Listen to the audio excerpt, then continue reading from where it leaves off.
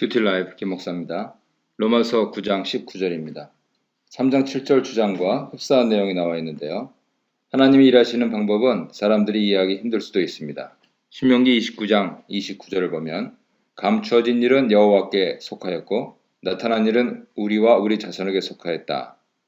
이는 우리에게 모든 말씀을 행하게 하심이라 라고 하는 말씀이 있습니다. 말씀이 하나하나 밝혀지면서 하나님 목적을 점점 더 이해하게 되게 되는 것이죠. 바울이 반박하고 있는 내용은 하나님이 불공평하시다라고 하는 것입니다.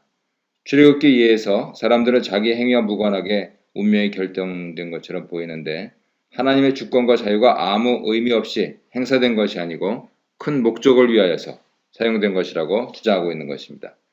바꿔 말해 하나님 구원 계획을 위해 행해진 일인데 그의 영광을 인간들과 나누기 위해 그렇게 한 것이라고 바울은 논증하고 있습니다. 19절 보겠습니다. 혹 네가 내게 말하기를 그러면 하나님이 어찌하여 허물하시느냐 누가 그 뜻을 대적하느냐 하리니 이 사람아 내가 누구이기에 감히 하나님께 반문하느냐 지음을 받은 물건이 지은 자에게 어찌 나를 이같이 만들었느냐 말하겠느냐 토기장이가 진흙 한 덩이로 하나는 귀히 쓸 그릇을 하나는 천이 쓸 그릇을 만들 권한이 없느냐.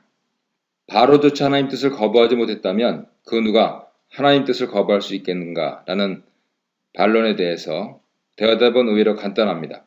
무슨 자격으로 하나님 하신 일에 반론을 제기하느냐 하는 것이죠.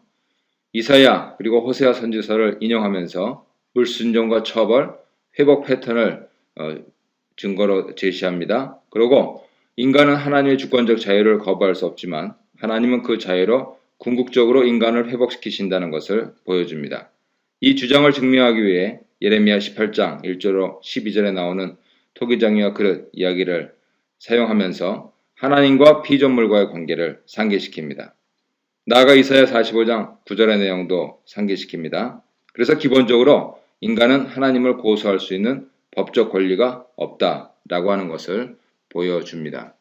22절 보겠습니다. 만일 하나님이 그의 진노를 보이시고 그의 능력을 알게 하고자 하사 멸하기로 준비된 진노의 그릇을 오래 참으심으로 관용하시고 또한 영광받기로 예비하신 바 긍휼의 그릇에 대하여 그 영광의 풍성함을 알게 하고자 하셨을지라도 무슨 말을 하리요.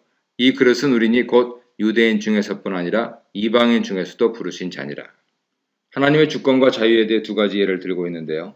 진노의 대상들에 대해서 꾸준히 참으시면서 너그럽게 대해 주시는 그러한 내용들입니다. 요점은 이것입니다. 이렇게 행동하신 하나님의 자유에 대해 어떻게 피조물이 왜 빨리 멸망시키지 않느냐라고 항의할 수 있느냐라고 하는 것입니다.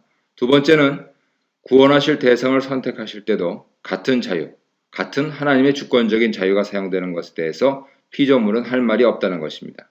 그 예로 하나님이 유대인뿐 아니라 이방인도 부르셔서 구원하심을 제시하고 있는 것이죠. 의도는 분명합니다. 하나님이 그의 자유를 사용해 하시는 일은 큰 긍휼을 베풀려는 것이지 완악하게 해서 멸망시키려는 것이 아니라는 것입니다. 25절입니다. 호세아에 그래도 이르기를 내가 내 백성 아닌 자를 내 백성이라 사랑하지 아니한 자를 사랑한 자라 부르리라. 너희는 내 백성이 아니라 한 그곳에서 그들이 살아계신 하나님의 아들이라 일컬음을 받으리라 함과 같으니라.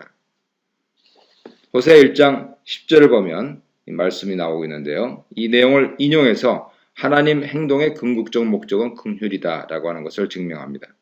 하나님은 주권적 자유를 사용하셔서 하나님 백성이 아니었던 자를 자기 백성이라 하시고 사랑하지 않던 백성들을 사랑하는 백성이라고 하셨습니다. 더 많은 사람들을 부르시고 구원하시는 긍휼의 일인데 그 목적에 대해서 다 알지 못하는 피조물들이 어떻게 하나님 일에 대해서 불평하고 반론을 제기할 수 있는가라고 하는 반문인 것이죠. 끝으로 27절입니다.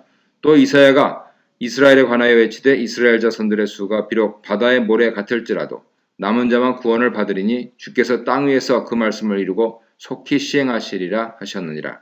또한 이사야가 미리 말한 바 만일 만군의 주께서 우리에게 씨를 남겨두지 아니하셨더라면 우리가 소돔과 같이 되고 고모라와 같았으리로다 함과 같으니라. 이사야에서 세 구절을 인용하고 있습니다. 물론 70인역을 사용하고 있고요. 이사야 10장 22절에 남은 자는 그리스도를 받아들인 소수의 유대인입니다. 핵심은 하나님의 주권과 자유를 인정하고 믿고 의지하라고 하는 것입니다. 나머지 두 인용 구절은 이사야 10장 23절 그리고 1장 9절인데요. 하나님은 말씀하신 것을 꼭 이루신다라는 것을 보여주는 것과 또 하나님의 구원 계획이 치밀하게 준비되어 있다라고 하는 것을 보여주는 것입니다. 이를 통해서 바울은 자신의 논증을 마치며 하나님의 주권과 자유를 선포하고 있습니다. 하나님의 자유 아래서 오늘도 자유로운 백성으로 승리하시를 바랍니다.